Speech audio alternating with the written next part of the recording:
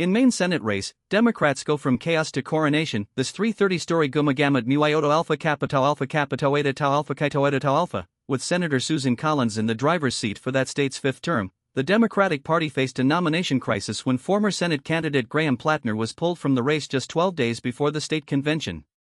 Supported by the U.S. Senate, the party had to find a new nominee in less than 3 weeks, and the result was a rapid, almost theatrical consolidation around one man, Troy Jackson. Jackson is a former state lawmaker and a progressive in the mold of Senator Bernie Sanders, but he had not served in a statewide race beyond a lackluster bid for governor last month, where he finished third in the primary. His campaign against the incumbent has been shaped by the ability to rally voters, rather than by a deep fundraising machine. He has also been public about their criticism of some of Maine's biggest Democratic donors, ISA. This creates uncertainty about the resources that will be offered for a full-scale Senate run, though his supporters claim that the organization of local caucuses and county meetings has built momentum and finance at the grassroots level. Over the weeks that followed the district's slate releases, Jackson's supporters swept the county meetings to win a large block of delegates for the state convention, which will be held this Saturday in Bangor. Delegates from the county conventions were selected over the weekend and have already been reported to have already signed to be supporters for Jackson. Those delegates were not handed to the campaign, they earned them through the efforts of hundreds of voters that organized, called out their neighbors and showed up to speak. At state convention, however, the delegates still must decide on a candidate.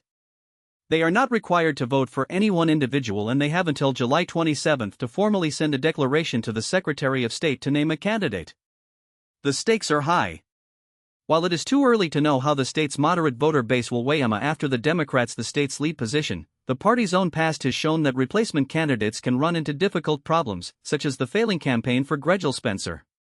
By the end of the Sunday week, the GOP's potential challengers have included the other key progressive states, Shenna Bellows, who endorsed the current liberal cause, and Dr. Nirav Shah, former Department of Public Health Director.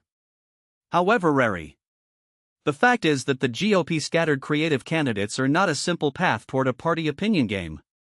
They still face the same complexity in the mainstream as on the part of the grassroots vaccine.